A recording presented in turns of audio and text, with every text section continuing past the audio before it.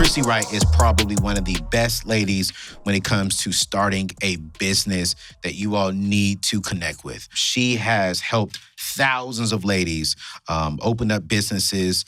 She's had some amazing testimonies coming her way. I've been to Business Boutique twice just to sit in the back, just to support her and to see what she's doing. And the energy in that room is fire. I'm like, whoa. But I did some research, Christy, and I saw that, I'm always doing research, that ladies are killing it in the starting a business space. But then also I noticed that minority ladies are among one of the fastest growing companies, starting companies. Groups, yeah. And stuff like that. So I was like, okay, cool, great. Let's have this conversation with Christy, because I know you are actually about to open up your academy that you do here soon. And so what are some key things to starting a successful business that a woman should know about? Yeah, I love this question. I love even the article that you talked about, because I think even when you use the word business, people mean different things by that. Okay. So 20 years ago, when you say business, that implies you're going to have investors, you're going to have a bunch of startup capital, you're going to have to get business loans, you're going to have a brick and mortar store, you're going to have a landline. That's what they mean by business, right? And you're going to grow team members, and it's very old school thinking. Yeah. Okay, some people still use business in that way. So they think of the only way to start a business is you got to have all this stuff. You got to have loans, investors, capital, retail, grants, all this stuff. So naturally they get overwhelmed and they think, well, I can't do that. That's really hard. In the year of COVID, resources, access to capital, all this stuff is really limited.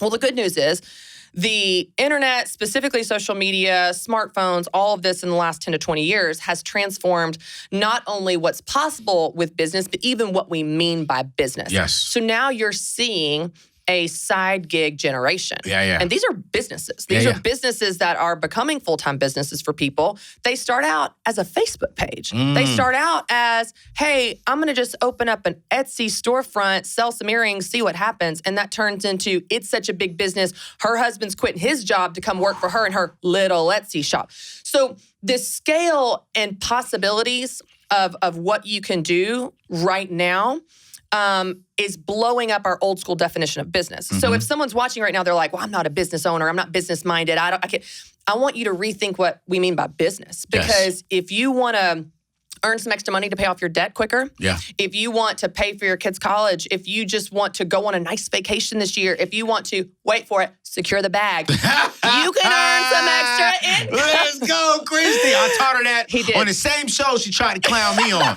right, back to the content.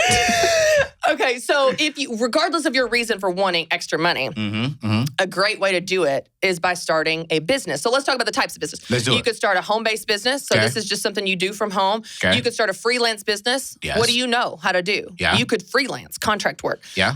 You could start it on the side, like we said, in addition to your full-time job. You could start an online business. Yes. Strictly online. You run it from your phone. You could do courses. You could do an ebook. There's a million ideas of what you can do that require no startup costs, no startup investment, no investors' capital, and no brick and mortar store. So the barrier to entry into the marketplace is lower than ever before. Yeah. You could start a business tomorrow with nothing more than your idea and a Facebook page. Now, you read old school articles that talk about business. They may not call that a real business. Yeah. But here's the thing. This is your life.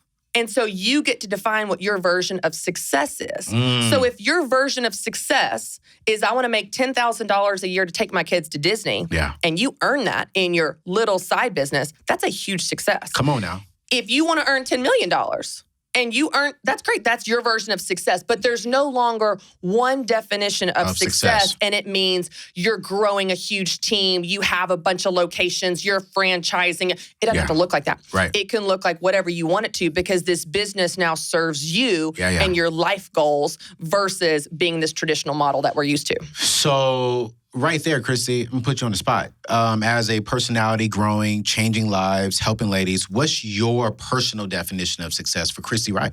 So for me, I want to be happy with how I spend my time. And one of the things that I care about, and we've seen this even with the nature of what we do, we can pull back the curtain a little bit, let you guys see a little bit about kind of how we do what we do. Yeah.